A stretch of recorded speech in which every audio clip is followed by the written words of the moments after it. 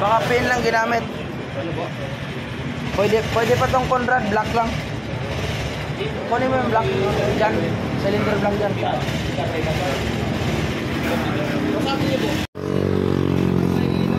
Ah?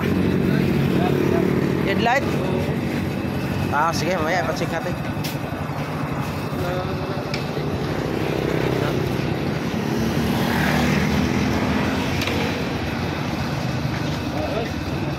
Sino nagawa ng motor mo dati, sir? Diyan. Wala pa, ngayon pala. Ah. Ah? Wala na. Huwag mo nang ano yan. Palitan yan. Ito. Ah? Ito, linisan mo lang yan. Hugasan mo lang yan, bay. Para walang magalaw. Huwag mong liyan.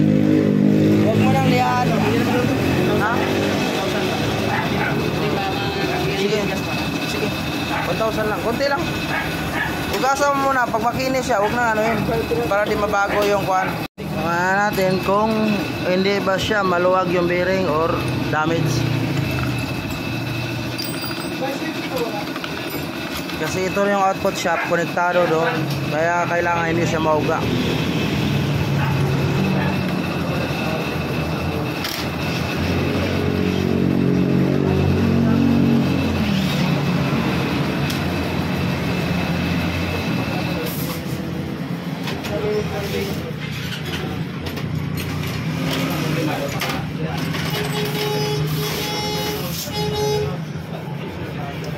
Ayun ano?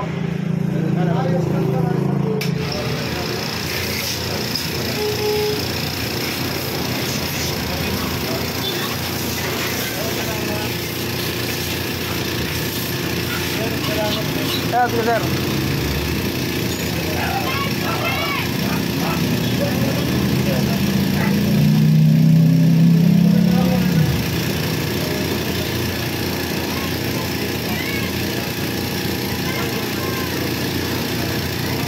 Yung plane na papasok palabas, okay lang yan. Pero yung side talaga may dapat.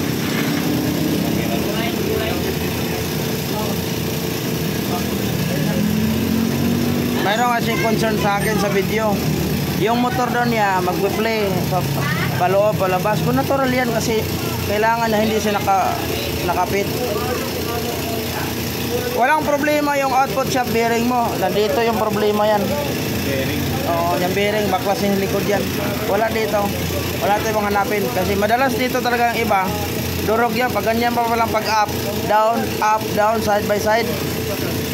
Walang problema. Normal ang motor na ipasok mo, mayroon konti.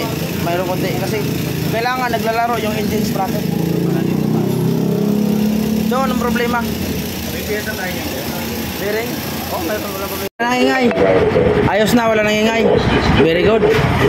Yung nilagay pala nila ng sprocket pang TMX. TMX.